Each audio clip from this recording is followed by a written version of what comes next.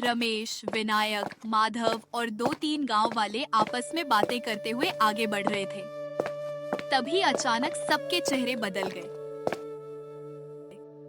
सभी लोग चारों तरफ देखने लगे, लेकिन आसपास कहीं भी कुछ दिखाई नहीं दे रहा था। सभी लोग धीरे-धीरे उस पुराने कुएं की तरफ बढ़ने लगे। वह कुआं कई साल पुराना था और अब उसका ज्यादा इस्तेमाल नहीं होता था। जैसे जैसे वे कुएं के पास पहुंचे, बदबू और भी तेज होती गई।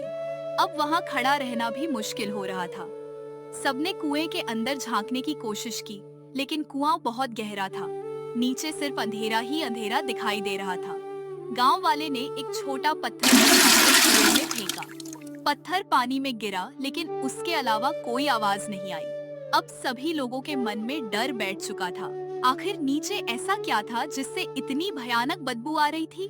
सभी लोग एक दूसरे का चेहरा देखने लगे। कोई भी नीचे उतरने की हिम्मत नहीं कर रहा था। इतना कहकर विनायक दौड़ते हुए अपने घर की तरफ चला गया। बाकी सभी लोग कुएं के पास ही खड़े रहे।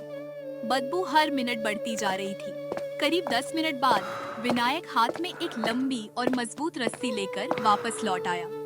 सभी लोगों ने मिलकर रस्सी को एक मजबूत पेड़ से बांध दिया। 2 गांव वाले रस्सी पकड़कर खड़े हो गए।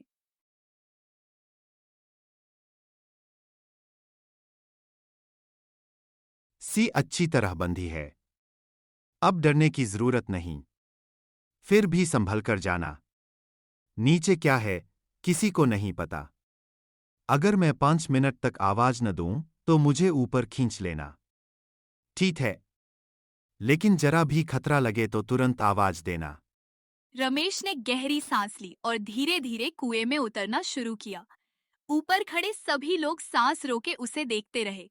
जैसे जैसे रमेश नीचे जा रहा था, बदबू और भी तेज होती जा रही थी। सांस लेना मुश्किल हो रहा था। रमेश ने टॉर्च जलाई। उसकी रोशनी अंधेरे को चीरते हुए आगे बढ़ी। पहले उसे लगा कि पानी में लकड़ियां पड़ी हैं, लेकिन जब उसने ध्यान से देखा तो उसका चेहरा सफेद पड़ गया। पानी में एक नहीं, 2 नहीं, बल्कि कई हिरण पड़े हुए थे। उनके शरीर फूल चुके थे और उसी वजह से इतनी भयानक बदबू आ रही थी। ये क्या है? हे भगवान! अरे, मुझे ऊपर खींचो। सभी गांव वालों ने पूरी ताकत लगाकर रस्सी खींची और कुछ ही पलों में रमेश कांपता हुआ ऊपर आ गया।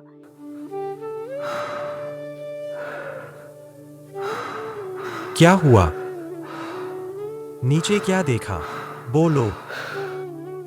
आखिर नीचे क्या है? भाई, ये नीचे 8 हिरन पड़े हैं। क्या?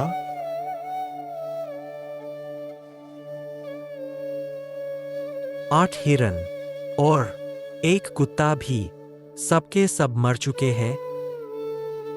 यह सुनते ही वहां खड़े सभी लोगों के होश उड़ गए। किसी को अपनी आंखों और कानों पर विश्वास नहीं हो रहा था। अब पूरा माहौल डर और सन्नाटे से भर चुका था। कोई भी दोबारा कुएं के अंदर देखने की हिम्मत नहीं कर रहा था। आखिर ये सब हुआ कैसे? 8 हिरन और एक कुत्ता एक साथ कुएं में कैसे पहुंचे? क्या ये सिर्फ एक हादसा था, या इसके पीछे किसी की साजिश छिपी थी? आखिर इसके पीछे कौन हो सकता है?